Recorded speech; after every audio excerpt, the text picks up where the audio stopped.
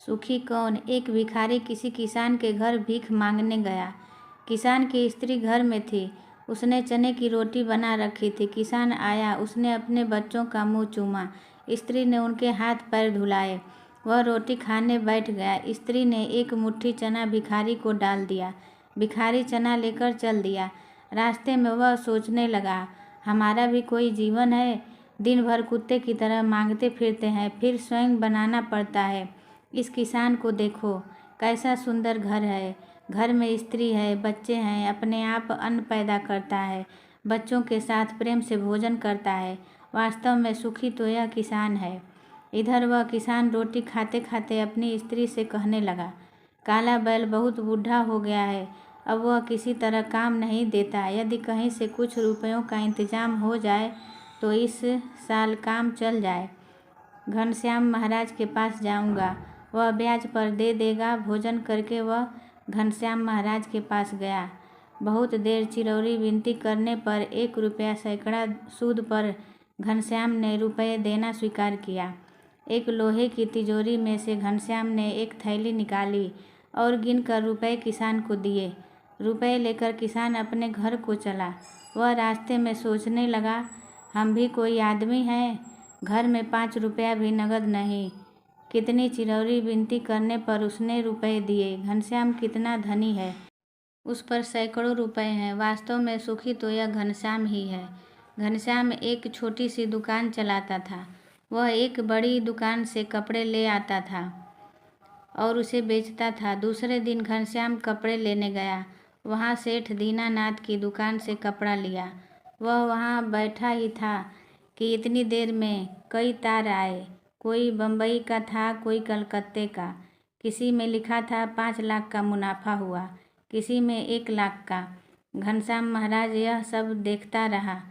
कपड़ा लेकर वह चला। रास्ते में सोचने लगा, हम भी कोई आदमी हैं, 100-200 जुड़ गए, महाराज कहलाने लगे। दीनानाथ कैसे हैं, एक दिन में लाखों का फायदा। वास्तव में सुखी तो यह हैं। उधर दीनानाथ बैठे थे कि इतने में ही तार आया कि 5 लाख का घाटा हुआ।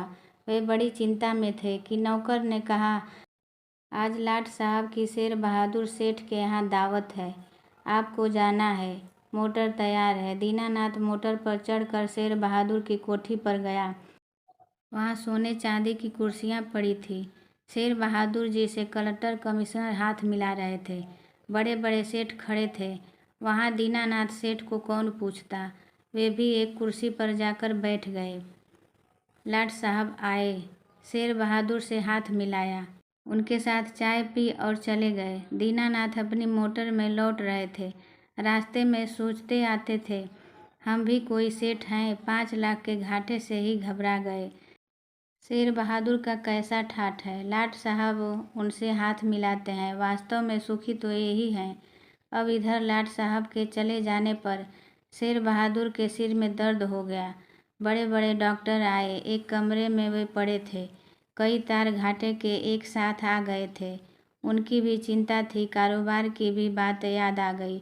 वे चिंता में पड़े थे। खिड़की से उन्होंने झांक कर देखा, एक भिखारी हाथ में एक डंडा लिए अपनी मस्ती में जा रहा था।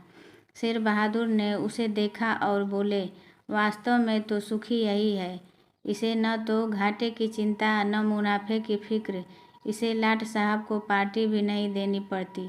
सुखी तो यही है। इस कहानी का कहने का मतलब इतना ही है कि हम एक दूसरे को सुखी समझते हैं। वास्तव में सुखी कौन है, इसे तो वही जानता है जिसे आंतरिक शांति है। दोस्तों, उम्मीद करती हूँ कि यह कहानी आपको पसंद आई होगी। अगर पसंद आई हो तो प्लीज़ कृपया लाइक और सब्सक्राइब करना ना भूलें। धन्यवाद।